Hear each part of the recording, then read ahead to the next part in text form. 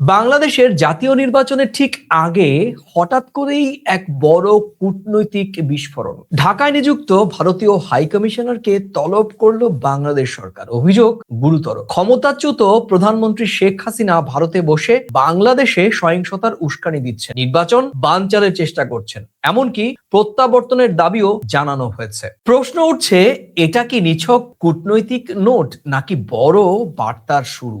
ভারত কি এবার অস্বস্তিতে পড়লো?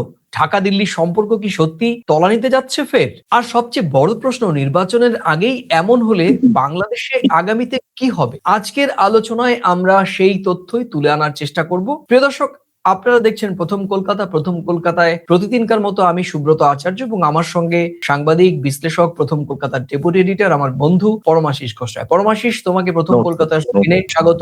বিষয়টি অত্যন্ত গুরুত্বপূর্ণ এবং সংবেদনশীল। পরমাশিস, কিছুক্ষণ আগেই বাংলাদেশের পররাষ্ট্র মন্ত্রণালয় থেকে ডেকে পাঠানো হয়েছে বাংলাদেশে নিযুক্ত ভারতীয় হাই কমিশনার প্রণয় ভার্মা। কি হচ্ছে? কারণ গত কয়েকদিন ধরে বাংলাদেশের আইন শৃঙ্খলার অবস্থা আবার তলানিতে। প্রকাশ্যে একজন ছাত্র নেতাকে গুলি করা হয়, তার অবস্থা অত্যন্ত সংকটজনক এবং গোটা বাংলাদেশ জুড়ে একটা তীব্র আক্রোশ, ক্ষোভ তৈরি হচ্ছে। সোশ্যাল মিডিয়া জুড়ে বিভিন্ন রকম ভিডিও ভাইরাল হচ্ছে, যাকে আততায়ী হিসেবে বলা হচ্ছে। কোন কোন সোশ্যাল মিডিয়াতে বলা হচ্ছে এই আততায়ী আওয়ামী লীগের একজন ক্যাডার এবং ইতিমধ্যেই তিনি নাকি সীমান্ত টপকে ভারতে চলে এসেছেন এবং সব খুনিরা এবং অশান্তিকারীরাই নাকি এই মুহূর্তে ভারতে পালিয়ে আসছেন, অর্থাৎ বাংলাদেশ অশান্তি করে বা অশান্তি পাকানোর ছকও কলকাতায় বা দিল্লিতে বসে বা ভারতে বসে করছেন আওয়ামী লীগের নেতা কর্মী, সমর্থক এবং সুবিধাভোগীরা। এবং খোদ দলটির সভানেত্রী ক্ষমতাচ্যুত বাংলাদেশের প্রধানমন্ত্রী শেখ হাসিনার বিরুদ্ধেও অভিযোগের আঙুল তোলা হচ্ছে। কি বলবে? দেখো, আমি তোমাকে বলেছিলাম যে আগেও যে এই নির্বাচন যত এগিয়ে আসবে, রাজনৈতিক তরজা, রাজনৈতিক প্রচার প্রচারণা যতটা না সরগরম হবে, এই নির্বাচনকে বানচাল করতে বা কোনো কিছু একটা অপ্রীতিকর পরিস্থিতি তৈরি করতে কোনো না কোনো শক্তি, কোনো না কোনো ব্যক্তি, কোনো না কোনো লোকজন এর ভেতরে হয়তো ইনভলভ হলেও হতে পারে। এটা আমার আশঙ্কা। সুষ্ঠুভাবে যাতে এটা সম্পন্ন না হয়, যারা এটা চায় না তারা কিন্তু এটা করতে চাইবে। অন্তর্বর্তী সরকারের শেষ কথা, সার্থকতায় পরিপূর্ণ না হয়, সেটা অনেকে কিন্তু রাজনৈতিকভাবে চাইতে পারে। এখন বিষয়টা হচ্ছে যে এরকম এক একটা অনভিপ্রেত ঘটনা ঘটছে, অনাকাঙ্ক্ষিত ঘটনা ঘটছে, যেটাতে বাংলাদেশ অস্থির হয়ে উঠছে। সেই জায়গায় শেখ হাসিনা বাংলাদেশ ভারতের ভারতে অবস্থান করছে। এইসব নিয়ে বিভিন্ন ইনফ্লুয়েন্সাররা, বিভিন্ন মানুষজন, বিভিন্ন সমাজ মাধ্যমে কথা হচ্ছে, সে কথা ছড়িয়ে পড়ছে, বৈরিতা তৈরি হচ্ছে। তো বাংলাদেশ সরকারও এই মুহূর্তে অন্তর্বর্তী সরকারও চাইবে যে যেটা আগের দিনে বলেছি, যতটা রটে না ততটা কিছু রটলে কিছু ঘটে। তারা একটা এরকম আশঙ্কা প্রকাশ করে, যদি আমাদের বাংলাদেশে যিনি হাই কমিশনার রয়েছে বাংলাদেশে এখন এই বর্তমানে আসীন মিস্টার প্রণয় ভার্মা, তাকে যদি, এটা একটা রুটিন আলাপ আলোচনা, কিন্তু এটাকে একটা হাইটে নিয়ে যাওয়ার একটা প্রবণতা, যে একটা কিছু হয়ে বড় বড় মাপের একটা হট্টগোল হতে যাচ্ছে, বড় কিছু একটা হতে যাচ্ছে। তারপরে এই যে মিস্টার হাদি, এই যে ছাত্র নেতা, একে এই যে যারাই মারুক, এই ঘটনাকে তো কোনোভাবে সমর্থন করা যায় না। আমি তো এখান থেকে আমি বলবো বাংলাদেশ সরকারের কাছে যে অবিলম্বে যেন তেন প্রকারে হোক একে গ্রেপ্তার করা হোক। বাংলাদেশের 50 লক্ষ টাকা পুরস্কার দেওয়া হয়েছে। আর সবচেয়ে প্রাসঙ্গিক বিষয় এবং উদ্বেগের বিষয়, এই যে ছাত্রনেতা মিস্টার হাদি, যাকে এইভাবে আততায়ী গোষ্ঠী বা আততায়ী গুলি করে পালিয়ে গেল এবং প্রকাশ্যে দিবালোকে এতগুলো সিসি টিভি রয়েছে, এখনো পর্যন্ত গ্রেপ্তারের বিষয়টি খুব একটা কাছে সামনে। ঢাকার যে আইন শৃঙ্খলা বাহিনী, রক্ষাকারী বাহিনী, তারাও যে খুব একটা সফল ভাবে এত প্রায় 2 দিন 3 দিন হতে চললো, এখনো কোনো ধরনের গ্রেপ্তারের কাছাকাছিও যেতে পারেনি যে তারা যেরকম। এবং একই সঙ্গে এই বিষয়টি খুব ভাবিয়ে তুলছে, কারণ এটা একটা বড় ইস্যু হিসেবে সামনে আসছে। এর কারণ হচ্ছে এই যে মিস্টার হাদি, যাকে টার্গেট করে গুলি করা হয়েছে, এই মিস্টার হাদি তীব্র ভারত বিরোধী হিসেবে পরিচিত এবং তিনি জুলাই আন্দোলনের অন্যতম একজন পথিকৃৎ ছিলেন। একটা শ্রেণী থেকে এস্টাবলিশ করা হচ্ছে যে যেহেতু তীব্র ভারত বিদ্বেষী, ভারত বিরোধী হিসেবে মিস্টার হাদি বাংলাদেশের একটি মহলের কাছে জনপ্রিয় ছাত্র নেতা হয়ে উঠেছেন, সে কারণেই এই এই হামলার ঘটনার সঙ্গে ভারতের কোনো যোগ সাজস রয়েছে কিনা, কিংবা ভারতে পালিয়ে থাকা আওয়ামী লীগের নেতা কর্মী বা শীর্ষ নেত্রী তাদের কোন রকম ভূমিকা রয়েছে কিনা, সেই বিষয়টি কিন্তু এখন একে একে দুই করবার যারা করেন, সাধারণত যারা এই ঘটনাগুলোকে মেলান, তাদের কাছে কিন্তু এটা একটা যুক্তিযুক্ত তথ্য বা যুক্তিযুক্ত ভাবে উপস্থাপন করার কিন্তু একটা সুযোগ তৈরি হয়েছে। এবং সেখানেই কিন্তু আজকে প্রশ্ন তৈরি হয়েছে আরো, এই এই যুক্তির পেছনে আরো এস্টাবলিশমেন্ট হচ্ছে প্রণয় ভার্মাকে ডেকে পাঠানো। পরমাশিস একটার সঙ্গে একটা কিন্তু যুক্ত। তো ভারত এই বিষয়টিকে কিভাবে তারা কিভাবে এই বিষয় থেকে কিভাবে নিজেদের অবস্থান, ভারতের দিক থেকে কি হতে পারে? তুমি তো দীর্ঘদিন যাবৎ আমাদের ভারত বাংলাদেশ নিয়ে কাজ করো, আন্তর্জাতিক গণমাধ্যমে আছো, এই ধরনের পরিপ্রেক্ষিত গুলো কিভাবে একজন কূটনীতিক সামলান? কারণ এটা এখন জনমতের বিষয়, প্রশ্নটা জনমতের। বাংলাদেশের অধিকাংশ মানুষের মনের মধ্যে ভারতকে নিয়ে একটা বিদ্বেষের আবহ নয়, তারা রীতিমতো বিদ্বেষের একটা জায়গা তৈরি হয়েছে। প্রত্যেকের বুকে একটা মানে ভারত নামের একটা পাথর বুকে চেপে বসেছে। তুমি এটাকে কিভাবে একজন ডিপ্লোম্যাটস, একজন দুধে কূটনীতি কিভাবে এটা সামলাবেন? দেখো, তোমাকে আমি এই বিষয়টাতে বলি, এই বিষয়টাতে কিভাবে সামলাবেন এবং সামলানোর আভাসটা ভারত সরকার কয়েকদিন আগেই দিয়ে দিয়েছে। কি দিয়েছে? বাংলাদেশে একটা শান্তিপূর্ণ সহাবস্থান ফিরে আসুক, একটা সঠিক গণতান্ত্রিক নির্বাচন সম্পন্ন হোক, ভারত সরকার বাংলাদেশ সরকারের পাশে আছে, ছিল, থাকবে। তো বাংলাদেশের আজকে যে ছাত্রনেতা গুলিতে, আততায়ীর হাত গুলিতে আহত হয়েছেন, সংকটাপন্ন অবস্থায় রয়েছেন এভার কেয়ার হাসপাতালে, সে ছাত্রনেতা যদি বাংলাদেশের ভারত বিদ্বেষী কথা বলে, বাংলাদেশের সত্যিকারের জননেতা হয়ে বাংলাদেশের মানুষের মানে মুখের কথা যদি তার মুখের ভাষা হয়, এবং সে যদি সরকারের ক্ষমতায় আসে, তাদের দলও যদি সরকারের ক্ষমতায় আসে, বাংলাদেশ সরকারকে তো উদ্দেশ্য করে ভারত সরকার বলে দিয়েছে বাংলাদেশের গণতান্ত্রিক বাংলাদেশের পাশে ভারত সরকার থাকবে। প্রণয় ভার্মাকে ডেকে পাঠিয়েছে হাই কমিশন। বিষয়টা বিভিন্ন মিডিয়ায়, গণমাধ্যমে, সমাজ মাধ্যমে হচ্ছে। আপনাদের সঙ্গে আমাদের তো বৈরিতার সম্পর্ক না, কিন্তু পারিপার্শ্বিক আবহাওয়া এটা তৈরি হচ্ছে। এই জায়গায় যদি আমরা সঠিক থাকি, ইনি, আমার ধারণা, প্রণয় ভার্মা দিল্লিকে যে বার্তা দেবে, দিল্লি সঠিকভাবে তার একটা প্রত্যুত্তর অবশ্যই দেবে। এর উত্তর তো আগেই দিয়ে দিয়েছে বাংলাদেশ সরকারকে ভারত সরকার। পালের হাওয়া একটা কিছু রটিয়ে দিলাম, ঘুটিয়ে দিলাম, তাতে কিন্তু কূটনৈতিকদের সিদ্ধান্ত অদল বদল হয় না। এটা আমার ধারণা। কিন্তু টাইমিংটা বড় ফ্যাক্টর।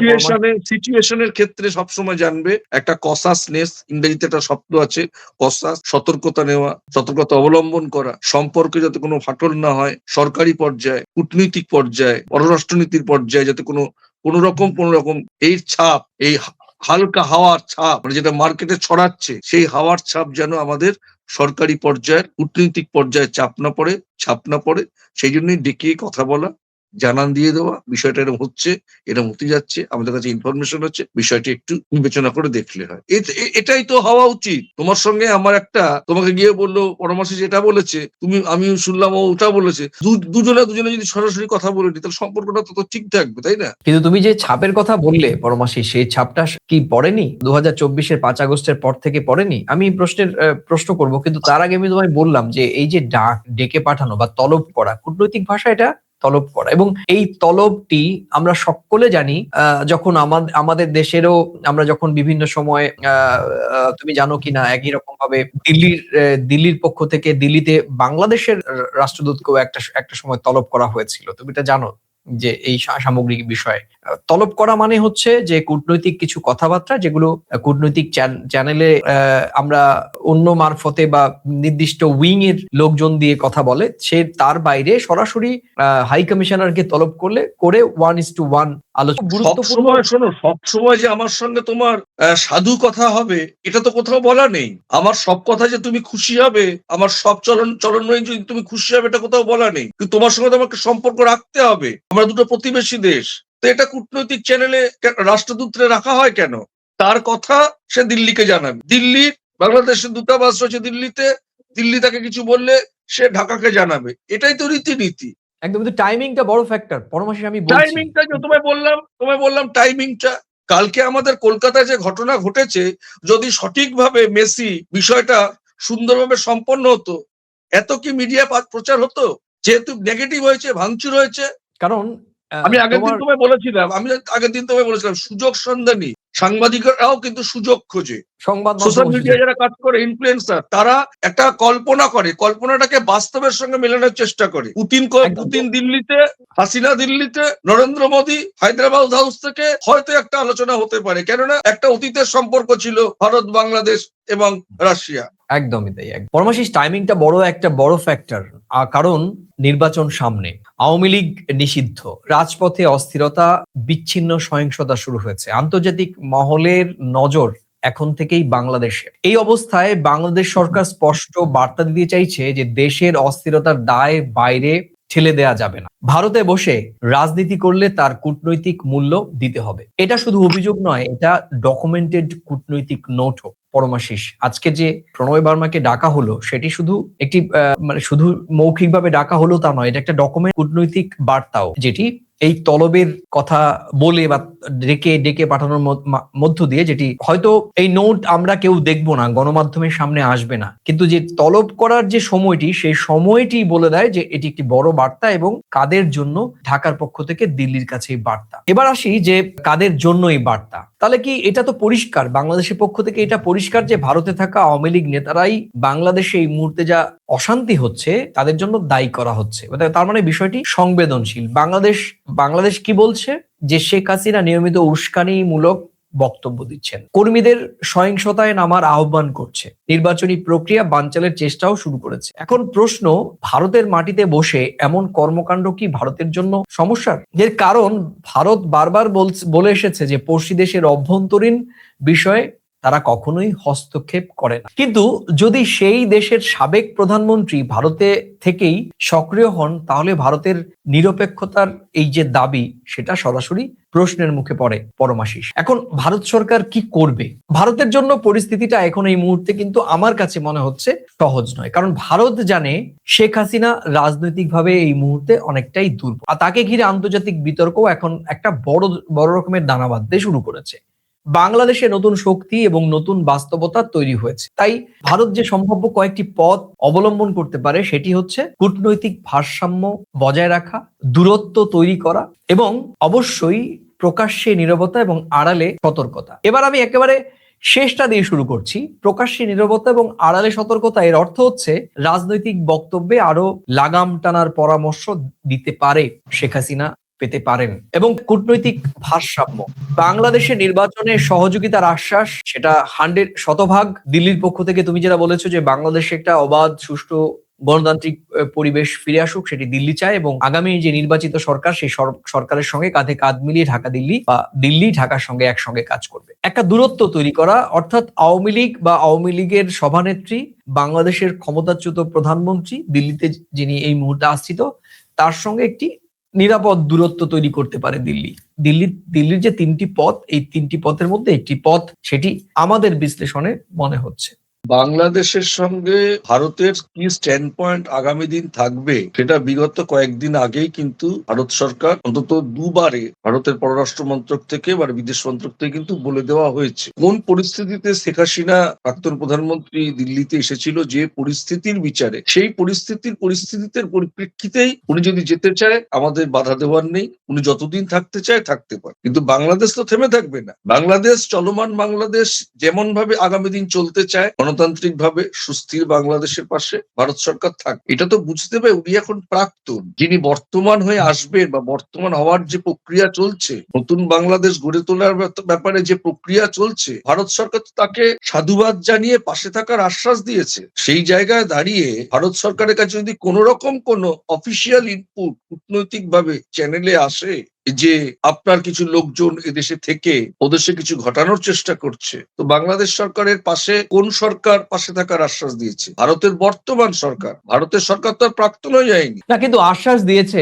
পরমাশিস, আমি এক্ষেত্রে আশ্বাস দিয়েছে মানে বিদেশ মন্ত্রক থেকে কাজও দেখাতে হবে। কারণ আমি তোমাকে একটু বলছি, সেটা হচ্ছে যে শুধুমাত্র কূটনৈতিকভাবে আশ্বাস দিলে চলবে। আমাদের দায়িত্ব অনেক বড়, কারণ ভারত একটি বৃহত্তম দেশ, জনসংখ্যার নিরিখে, আমাদের রাজনৈতিক নিরিখে, ঐতিহ্যের নিরিখে, ক্ষমতার নিরিখে, জনবলের নিরিখে, ভৌগোলিক অবস্থানের দিক থেকে, সব দিক থেকেই আমাদের দিকে প্রত্যাশা এশিয়ার অন্যান্য দেশগুলো যেগুলো রয়েছে, আমাদের প্রতিবেশী দেশগুলোতে রয়েছে, প্রত্যাশা অনেক বেশি, কারণ আমাদের থেকে শেখার অনেক কিছু আছে। সুতরাং দেখো, আমরা প্রথম কলকাতা সবসময় গণতান্ত্রিক ভাবে বাংলাদেশ গড়ে উঠুক, গণতান্ত্রিক রক্ষা পাক, মানে গণতন্ত্র রক্ষা পাক, মানুষের অধিকার রক্ষা পাক। আমরা প্রথম কলকাতা যে পলিসি নিয়ে, আমাদের এডিটোরিয়াল পলিসি নিয়ে যেভাবে আমরা আলোচনা করি বা কথা বলি, আমরা নিজেদের প্রাউড ফিল করছি। ভারত সরকার কিন্তু সে কথাই গত কয়েকদিন আগে বিদেশ মন্ত্রকের তরফে বলেছে। আমরা দায়িত্ব নিয়ে প্রথম কলকাতার তরফ থেকে বলতে পারি, ভারতবর্ষের যারা গণতন্ত্র প্রিয় বা মানুষ আছেন তাদের কাছে বলতে পারি, এবং বাংলাদেশের যারা গণতন্ত্র প্রিয় মানুষ আছে, কেউ কোনোভাবে কোনো দেশের বিরুদ্ধে অকারণে প্ররোচনামূলক কথা বলবেন। একদমই তাহলে তাই। তাতে করে আমাদের দুদেশের মানুষের সম্পর্ক, যাদেরকে আমরা আশ্রয় দিয়েছি, আমরা ধরে নিতে পারি যে তারা আমাদের কাছে আমাদের অতিথি, কিন্তু সে আমার অতিথিও যেন কোনো প্ররোচনামূলক কাজ ভারতের মাটিতে বসে না করে। এবং তাদেরও দায়িত্ব, যেহেতু আমার বাড়িতে একজন অতিথি রয়েছেন, তার দায়িত্ব এবং আমারও দায়িত্ব যে আমার অতিথি এমন ভাবে তার নিজের দেশে বা তার নিজের ঘরে এমন কোনো প্রভোকেশন বা এমন ভাবে কোনো প্রপাগান্ডা কিংবা উস্কানিমূলক মন্তব্য বা এমন কোনো কাজ করবেন না সেখানে অশান্তি তৈরি হয়, সেখানে গণতান্ত্রিক প্রক্রিয়া ব্যাহত হয়। সার্বিকভাবে ভারত এবং বাংলাদেশের সম্পর্কে যাতে চির না ধরে, যেহেতু এই সম্পর্কটি ইতিমধ্যেই 2024-এর 5 আগস্টের পর সম্পর্কটি অনেকাংশেই শীতল হয়েছে, শীতল হতে শুরু করেছে। সুতরাং শুধুমাত্র আওয়ামী লীগ তারা নিজেরাই নিজেদের রাজনৈতিক সুবিধে, রাজনৈতিক ভবিষ্যৎ দেখার জন্য ভারতে বসে ভারতের ক্ষতি করবে, এটা আমি একজন স্বাধীন দেশের নাগরিক হিসেবে, একজন ভারতের ভোটদাতা হিসেবে আমি তো এটাকে মেনে নিতে পারবো না পরমাশিস। না, আমি এখানে আওয়ামী লীগের নেতৃত্বদের শ্রদ্ধার সঙ্গে বলতে চাই, আপনাদের কাছ থেকে মানুষ যে কোনো কারণেই হোক, আমরা বলছি না, পরিস্থিতির শিকার হয়েছেন আপনারা, মুখ ফিরিয়েছে আপনাদের কাছ থেকে। আপনারা তো বাংলাদেশের সাধারণ মানুষের জন্য কথা বলেন, আপনারা একটু এখন নীরব থাকুন না, বাংলাদেশের মানুষকে একটু নীরব থাকুন, আপনারা নীরব থাকুন। যদি আপনাদের দরকার হয় তারা সরব হবে, যেভাবে আপনাদের সরানোর জন্য বাংলাদেশের অন্যান্য রাজনৈতিক দল, ছাত্র নেতারা সবাই গণবিক্ষোভ করেছিল। যদি আপনাদের প্রকৃত অর্থে বাংলাদেশের মাটিতে বাংলাদেশের মানুষ মনে করে আপনাদের প্রয়োজন, তাহলে তখন তারা গণবিক্ষোভ করবে আপনাদেরকে নিয়ে আসার জন্য। এত সাহসী, এত বিপ্লবী আপনারা যদি মনে করে থাকেন আপনারা বাংলাদেশের জন্য রাজনীতিটা করেন, আপনাদের বুকে যদি ন্যূনতম সৎসাহস থাকে, তাহলে ভারতে পালিয়ে কেন ভাই? ভারতে পালিয়ে কেন আপনারা এই বিপ্লব করছেন? আপনারা বাংলাদেশে গিয়ে বিপ্লব করুন না, সেটা তো দেশ। আপনারা ভারতকে কেন প্রশ্নবিদ্ধ করছেন? আজকে আপনাদের জন্য প্রণয় ভার্মাকে অন্য কাজ বাদ দিয়ে বাংলাদেশের পররাষ্ট্র মন্ত্রণালয়ে যেতে হবে কেন? ভারতের অনেক কাজ আছে, আপনাদের নিয়ে ভারত থেমে থাকবে না। ভারতের অনেক কাজ আছে, তার ভিশন লক্ষ্য অনেক কিছু। বাংলাদেশ নিয়ে ভারতের সময় দেওয়ার আমি তো মনে করি কোনো সময় নেই, সুযোগ নেই। তা আপনাদের জন্য কেন আজকে ভারতকে কৈফিয়ত দিতে হচ্ছে? এখনো সময় আছে। আশ্রয় প্রার্থী হিসেবে ভারত সরকার আপনাদেরকে আশ্রয় দিয়েছে, আপনারা অনুগ্রহ করে ভারতের ক্ষতি করবেন না, ভারতকে মেলাইন করবেন না। আপনারা অনেক করেছেন 15 বছর, আর করবেন না। কারণ ঢাকা দিল্লির সম্পর্ক যে রসায়নে আস্তে আস্তে নিচের দিকে নামছে, আমি বলবো না সেটি তলানিতে গিয়েছে, কারণ এই মুহূর্তে এই তলানি শব্দটি অতিরঞ্জিত, কিন্তু সম্পর্কটা ঠান্ডা এবং হিসেব পর্যায়ে চলে গেছে। এখানে আবেগ নয়, ব্যক্তি নির্ভর সম্পর্ক ভেঙেছে, রাষ্ট্র হিসেবটাই এখন মুখ্য হয়ে উঠেছে। বাংলাদেশ যেমন তাদের দিক থেকে স্পষ্ট করে দিয়েছে শেখ হাসিনা নয়, এখানে বাংলাদেশ এবং বাংলাদেশের সাধারণ মানুষ। আর ভারত ধীরে ধীরে তারাও বিষয়টি বুঝতে চেষ্টা করছে বা করেছে। একটি দলের ওপর বাজি রাখা এখন ভারতের জন্য ঝুঁকিপূর্ণ। ভারতও চাইছে যে বাংলাদেশের সাধারণ মানুষের সঙ্গে সম্পর্ক তৈরি করার, আর সেই দিকে আপনারা প্রতিবন্ধকতা সৃষ্টি করছেন। বারবার আপনারা ভারত সরকারকে ব্ল্যাকমেল করছেন।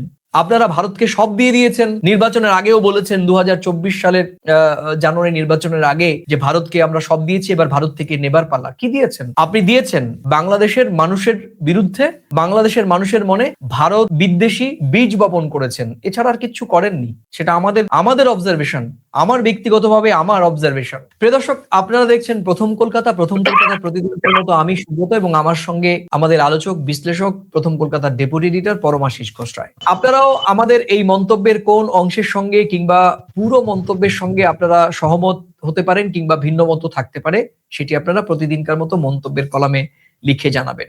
ভিডিওটি ভালো লাগলে নিজেদের মাঝে শেয়ার করবেন। আজকে এই চ্যানেলে নতুন এলে পুরনো ভিডিও দেখে যদি চ্যানেলটি ভালো লাগে তবে অবশ্যই সাবস্ক্রাইব কিংবা লাইক করতে পারেন। প্রিয় দর্শক, প্রতিদিনকার মতো আজকেও এই ভিডিও ইউটিউব এবং ফেসবুকে আপলোড করা হবে, আপনাদের দেখার আমন্ত্রণ। পরমাশিস, তোমাকেও অনেক ধন্যবাদ। তুমি তোমার মূল্যবান সময় নিয়ে দর্শকদের সামনে তুমি বিশ্লেষণ করলে। শেষ করব প্রতিদিনকার মতো আমার নিজস্ব কিছু বিশ্লেষণ দিয়ে, যেটি বরাবরই আমি করে থাকি। আজকে প্রণয় বর্মাকে জরুরিভাবে তলব করা হয়েছে। এটা কি শেখ হাসিনাকে শেষ কূটনৈতিক বার্তা? এই তলব একথা পরিষ্কার করে দিল যে বাংলাদেশ এখন অতীতের সম্পর্কের দায় বইতে চায়, কিংবা কারো জন্য রাজনৈতিক ঝুঁকি নিতে রাজি নয়। আর শেখ হাসিনার জন্য বার্তা পরিষ্কার, ভারত আর আবেগের মতো ঢাল হয়ে দাঁড়াবে না। এই পরিস্থিতিতে প্রশ্ন একটাই, কি সেই প্রশ্ন? শেখ হাসিনা কি নিজেই আওয়ামী লীগের সবচেয়ে বড় বোঝা হয়ে উঠেছেন? কারণ তাকে ঘিরে কিংবা তার রাজনৈতিক দলকে ঘিরে যেভাবে আলোচনা সমালোচনা সুর ক্রমশ চওড়া হচ্ছে, এবং বাংলাদেশের নির্বাচনের আগে যে সহিংসতা শুরু হয়েছে, সেই সহিংসতার পেছনে এই রাজনৈতিক দলটিকেই প্রধান অভিযুক্ত হিসেবে বাংলাদেশের সাধারণ মানুষ, গণমাধ্যম এবং বাংলাদেশের সরকারের পক্ষ থেকেও বলা হচ্ছে। আর তারই রেশ এসে পড়েছে দিল্লিতে। ডাকা হয়েছে বাংলাদেশে নিযুক্ত ভারতের হাই কমিশনার প্রণব ভার্মাকে। আর এরই মধ্যে দিয়ে ভারত বাংলাদেশের কূটনৈতিক সম্পর্ক নতুন করে আবার এক বড়সড় প্রশ্নের মুখে দাঁড়ালো। এই প্রশ্নের উত্তর কে দেবেন? সেই প্রশ্নই আপনাদের সামনে রেখে আজকের মতো এখানেই শেষ করছি। আবার দেখা হবে নতুন কোনো বিষয়ে। ততক্ষণ ভালো থাকুন, সুস্থ থাকুন, সবাই নিরাপদে থাকুন। নমস্কার। নমস্কার।